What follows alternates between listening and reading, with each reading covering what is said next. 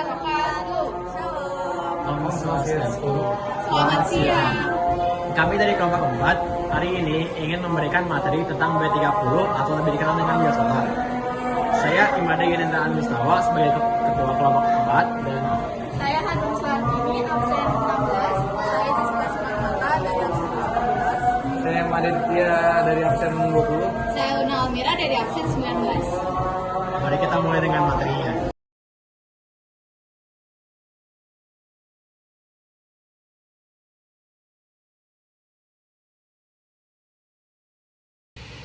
Yang pertama adalah pengertian biosolar.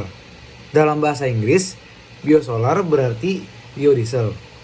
Biosolar B30 adalah program pengadaan energi alternatif bahan bakar solar yang diinisiasi oleh pemerintah yang tercipta dari tumbuh-tumbuhan. Apakah B30 mendukung prinsip kimia hijau? Kimia hijau atau green chemistry adalah suatu pendekatan pada perancangan, pembuatan, dan pemanfaatan produk-produk kimia supaya bisa mengurangi bahaya-bahaya yang ditimbulkan oleh bahan kimia terhadap lingkungan dan kesehatan. Biosolar B30 mendukung prinsip kimia hijau karena biosolar diselenggarakan sebagai wujud dari komitmen pemerintah dalam mengurangi GRK sebesar 29% dan dapat meningkatkan kualitas lingkungan.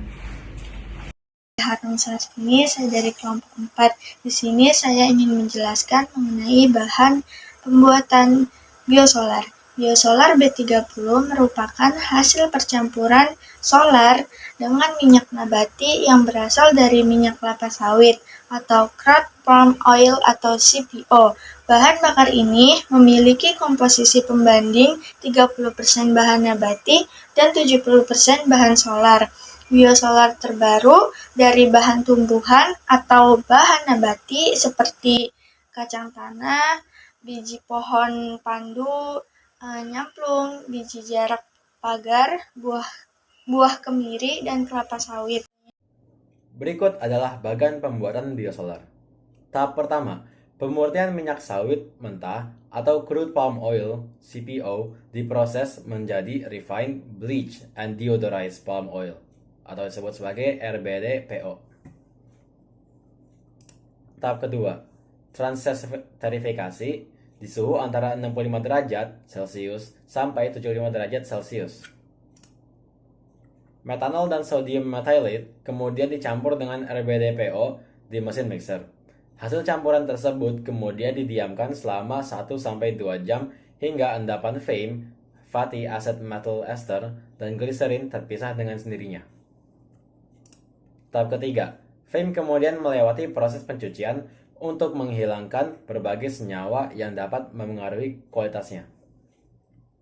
Tahap keempat, dalam rangka meningkatkan kualitas biodiesel, komponen air dikeringkan dengan cara pemanasan pada suhu 130 derajat Celcius selama 10 menit. Tahap kelima, pada tahap terakhir, biodiesel akan melewati proses penyaringan mekanik untuk menghilangkan partikel dan molekul kotor, sehingga menghasilkan produk akhir dengan kualitas yang luar biasa. Tahap terakhir, yaitu tahap 6, biodiesel siap digunakan. Perbedaan solar dan biosolar. Perbedaan solar dan biosolar adalah dari bahan dasar pembuatannya. Solar atau dalam bahasa Inggris disebut dengan diesel memiliki bahan dasar dari fosil, sedangkan biosolar memiliki bahan dasar tumbuhan. Selain dari bahan dasar pembuatannya, ada juga loh perbedaan antara biosolar dan solar yang perlu kita ketahui. Yang pertama, ada kandungan energi. Biosolar memiliki kandungan energi yang lebih rendah daripada solar loh. Perbedaan tingkat keduanya diperkirakan sebesar 11%. Lalu ada juga kadar sulfur. Biosolar memiliki kadar sulfur yang lebih rendah dibandingkan solar. Itu juga berarti bahwa karbon dioksida yang dihasilkan pun jauh lebih rendah. Lalu ada kekuatan proses oksidasi. Biosolar memiliki kadar sulfur yang jauh lebih rendah dibanding solar. Maka proses oksidasi dalam biosolar pun cenderung lemah.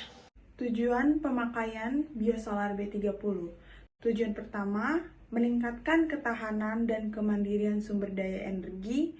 Tujuan kedua, mengangkat nilai jual industri kelapa sawit. Tujuan ketiga, Biosolar B30 menghasilkan pembuangan yang relatif lebih bersih sehingga dapat mengurangi emisi karbon. Dan tujuan keempat, menjadi energi alternatif pengganti BBM. Jenis-jenis biosolar B30. Yang pertama ada biosolar B20 dan yang kedua ada biosolar B50.